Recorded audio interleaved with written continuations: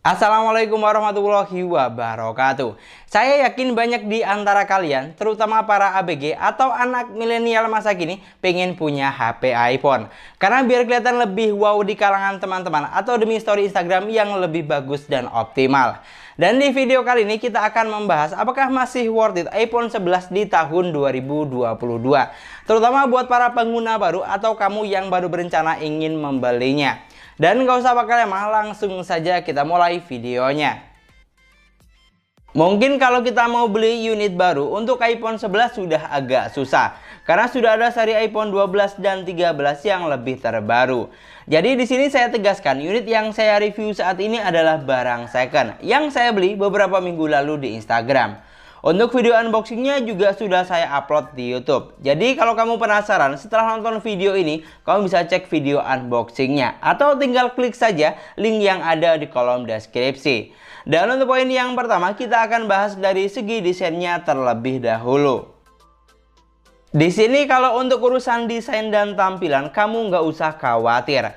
Karena HP ini sudah memiliki look atau tampilan yang terlihat mewah dan premium. Dengan finishing yang glossy dan tampak mengkilap. Apalagi framing kameranya sudah kotak dengan susunan kamera yang juga sudah model bubble. Jadi terlihat mirip dengan iPhone seri keluaran terbaru saat ini. Lalu untuk tampak depan atau layar, iPhone 11 juga sudah menggunakan konsep layar Not Display, ciri khas Apple. Yang lagi-lagi terlihat sama saja dengan iPhone 12 atau 13. Dan untuk keseluruhan bodinya, iPhone 11 juga memiliki bentuk bodi yang sudah 3D design dengan dimensi yang tidak terlalu bongsor. Jadi berasa pas dan solid saat digenggam menggunakan satu tangan seperti ini, baik tanpa softcase atau menggunakan softcase sekalipun. Lalu untuk ukuran layarnya sendiri, iPhone 11 memiliki ukuran layar sebesar 6,1 inch dengan resolusi 828 x 1792 pixel. Untuk panel layarnya menggunakan panel layar Liquid Retina IPS LCD yang memiliki tingkat kecerahan hingga 625 nits. Kalau untuk masalah saturasi warna dan kecerahan layar, kamu nggak usah khawatir. Karena selama masih menggunakan layar original, maka HP ini sudah sangat mampu menghasilkan warna yang bagus dan sedap dipandang. Sangat nyaman di mata saat digunakan untuk nonton atau main game. Dan masih ngomongin desain, HP ini juga sudah dilengkapi dengan dual speaker untuk outputnya. Bisa memanjakan telinga saat digunakan untuk menikmati konten multimedia atau nonton film. Apalagi suara yang dihasilkan sangat khas. Belum pernah saya temui di HP Android. Bahkan yang sudah menggunakan dual speaker sekalipun. Di video kali ini kita akan compare atau membandingkan HP 2 jutaan yang sama-sama worth it untuk dibeli. Yaitu ada Infinix Note 11 NFC 6/128GB. Dan dari keseluruhan desain yang ada, jujur untuk look atau tampilan dari iPhone 11 masih sangat worth it di tahun 2022. Terutama buat kita yang baru pengen punya iPhone. Karena tampilan HP ini tidak kalah mewah dan keren dari iPhone seri terbaru saat ini. Mulai dari tampak belakang, kamera yang sudah bubble, hingga tampak dari depan layar sudah notch display dan juga dual speaker stereo. Geser ke bagian spesifikasi dan performa, iPhone 11 dibekali dengan kapasitas RAM sebesar 4GB dengan internal memorinya 128GB. Ada juga yang varian 64 dan 256GB. Untuk chipsetnya menggunakan chipset dari Apple sendiri, yaitu chipset Apple A13 Bionic Hexacore 7 nanometer. Yang ternyata chipset ini sudah sangat powerful. Di sini saya coba tes menggunakan Antutu versi 9.0.6. HP ini mampu menghasilkan skor yang cukup tinggi, bisa sampai 516 ribuan. Dengan skor CPU di angka 121 ribuan dan skor GPU di angka 196 ribuan. Lalu saya coba tes menggunakan Geekbench 5, skor yang dihasilkan juga tidak kalah tinggi. 1295 untuk skor single core-nya dan 2553 untuk skor multi core-nya. Untuk performa gamingnya, di sini saya coba main game berat seperti PUBG Mobile. Ternyata HP ini sudah mampu menjalankan game dengan sangat baik dan lancar. Dengan settingan grafik yang juga sangat tinggi, smooth ekstrim dan mentok sampai SDR ekstrim. Untuk performa gamingnya, jujur saya nggak ada masalah di sini. Karena HP ini sudah cukup playable saat gameplay. Untuk sensor giroskopnya juga sudah berjalan dengan baik dan cukup responsif. Bisa dibilang minim delay. Saat gameplay HP-nya juga tidak berasa panas, cuman hangat aja, tapi masih dalam kategori wajar. Di sini mungkin yang perlu diperhatikan untuk kapasitas baterainya saja yang kurang besar dan berasa cepat berkurang saat digunakan untuk main game online yang berat seperti ini.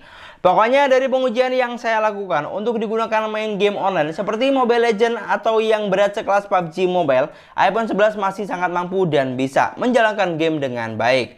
Cuman yang perlu diperhatikan untuk daya tahan baterainya saja. Tapi kalau setahu saya sih emang agak jarang user yang beli iPhone dikhususkan hanya untuk main game seperti ini. Kebanyakan ya buat main sosmed atau menunjang kebutuhan kerja. Tapi ada juga yang hanya untuk meningkatkan gaya hidup semata. Lalu untuk kapasitas baterainya, HP ini memiliki baterai sebesar 3110 mAh. Bisa dibilang kecil buat kita yang biasa pakai baterai 5000 atau 6000 mAh di Android. Tapi untungnya unit yang saya dapat memiliki baterai health masih full 100%, walaupun kondisi second atau bekas. Dan ternyata baterainya ini masih bisa bertahan seharian kok, asalkan tidak digunakan untuk main game online dan streaming film. Jadi khusus untuk komunikasi dan main sosmed aja. Sama satu lagi, biar baterai iPhone lebih awet, untuk unit yang saya pegang saat ini, banyak fitur tidak penting saya nonaktifkan, supaya tidak memakan daya.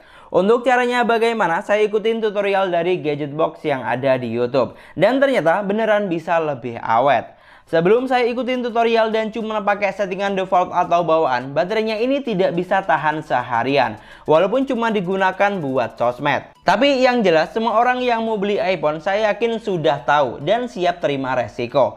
Kalau HP iPhone memang punya kapasitas baterai yang kecil dan terkesan boros. Apalagi kalau digunakan untuk game online dan streaming film. Sudah pasti butuh isi daya lebih dari 1 kali dalam sehari. Lalu untuk UI-nya, iPhone 11 yang saya pegang saat ini sudah berjalan di iOS 15.2, versi terbaru dan paling tinggi saat ini. Untuk tampilan UI dan fitur nggak usah diragukan lagi lah ya, karena HP ini sudah memiliki tampilan UI yang sangat menarik. Apalagi efek animasi dan transisi yang ada di HP ini sangat smooth, bikin betah dan nyaman terutama buat kita yang baru pegang HP iPhone. Emang sih awal-awal agak ribet dan butuh waktu untuk penyesuaian karena banyak yang tidak ada seperti tombol back dan lain-lain. Tapi lama-kelamaan bakal terbiasa kok dan bisa menikmati operating system yang benar-benar stabil dan no drama. Dan untuk poin yang terakhir, di sini kita akan bahas ke bagian kameranya. Untuk urusan kamera, iPhone 11 dibekali dengan dual 12 megapiksel untuk kamera belakangnya. Yaitu ada 12 megapiksel kamera utama dan 12 megapiksel lensa ultrawide. Untuk kamera selfie-nya juga sama, sebesar 12 megapiksel. Mungkin kalau kita bandingkan dengan HP Android bakal kalah telak yang memiliki megapiksel besar-besar. Bahkan ada yang puluhan sampai ratusan megapiksel. Tapi untuk iPhone tidak seperti itu. Karena HP ini tidak menawarkan megapiksel yang besar sama sekali. Tapi lebih ke kualitas dan hasil jepretan gambar serta videonya. Kalau untuk masalah fitur jangan ditanya, karena fitur yang ada di HP ini sudah tergolong lengkap. Selain foto dan video, di sini masih ada video selang waktu, video slow motion, foto potret dengan berbagai efek cahaya, dan foto panorama. Untuk hasil kameranya sebagus apa, langsung saja kamu nilai dan koreksi dari hasil yang sudah saya tampilkan. Kalau dari apa yang saya lihat, ciri khas dari kamera iPhone ya memang seperti ini. Tidak menawarkan hasil foto yang ngejreng, tapi lebih ke hasil foto yang real atau natural. Dan gambar yang tajam serta detail. Kalau mau foto yang lebih ngejreng ya harus jepret foto menggunakan filter Instagram atau yang lain. Tapi yang jelas yang saya suka dari kamera iPhone adalah autofocus yang sangat cepat dan akurat. Untuk perekaman videonya juga sangat stabil dari sananya, tanpa perlu embel-embel fitur ultra stabil video. Ini adalah contoh perekaman kamera belakang menggunakan iPhone 11. Oke, ini di outdoor dengan kondisi cahaya yang cukup baik, dan di sini untuk perekaman videonya HP ini bisa mentok sampai resolusi 4K di 60 fps atau SD di 60 fps. Oke, kita buat jalan santai. Kurang lebih hasilnya akan seperti ini. Silahkan kamu nilai untuk tingkat stabilisasi videonya sama kualitas suara yang saya hasilkan. Kalau dari yang saya lihat dari preview layarnya sih sudah cukup bagus dan sangat stabil banget. Dan ini adalah contoh untuk perekaman kamera depannya. Ini masih sama ya, di outdoor dengan kondisi cahaya yang cukup baik. Dan untuk resolusi videonya juga sama, bisa sampai 4K di 60 fps atau SD di 60 fps. Oke, di sini silahkan kamu nilai untuk kualitas suaranya sama kualitas suara yang saya hasilkan. Kalau saya sih ya no comment, kualitas iPhone memang seperti ini. Untuk kesimpulannya, dari semua poin yang sudah kita bahas, kalau menurut saya pribadi iPhone 11 masih sangat worth it untuk tahun 2022. Terutama buat kita yang masih pemula atau baru mau beli iPhone. Karena dari segi desain, HP ini tidak terkesan jadul sama sekali. Malah masih 11-12 dengan iPhone keluaran terbaru saat ini. Terlihat mewah dan kekinian. Dari segi spesifikasi sudah cukup oke dengan performa yang juga masih sangat bisa diandalkan untuk berbagai kebutuhan, bahkan untuk gaming berat sekalipun. Dan untuk kameranya juga masih sangat worth it karena mampu menghasilkan foto dan video yang bagus. Kalau kamu sebelumnya pengguna Android, yang perlu diperhatikan cuma sektor baterainya saja, selebihnya semua sudah cakep. Dan menurut saya beli iPhone second di toko online juga tidak masalah daripada memaksakan beli baru tapi malah bikin kantong jebol. Yang penting kuncinya tokonya harus sudah yang terpercaya dan kalau ada masalah atau kendala bisa bantu.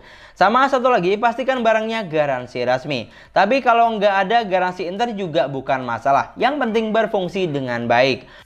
Pokoknya harus pintar dan selektif dalam memilih toko. Jangan tergiur dengan harga murah, tapi yang terutama adalah kualitas barang yang ditawarkan. Sama satu lagi, belilah sesuai dengan kebutuhan, bukan karena gengsi atau ikut-ikutan. Dan mungkin sekian dulu pembahasan kita kali ini. Terima kasih banyak buat yang sudah nonton videonya sampai akhir. Semoga videonya gampang dan mudah dipahami. Dan yang paling penting, semoga videonya bermanfaat. Jangan lupa like dan komen videonya. Kalau misalnya di antara kamu ada yang menggunakan iPhone 11, kamu juga bisa banget sharing pengalaman selama penggunaan bagaimana di kolom komentar. Dan jangan lupa juga subscribe channel sesuai harga. Kita ketemu lagi di video selanjutnya. Assalamualaikum warahmatullahi wabarakatuh.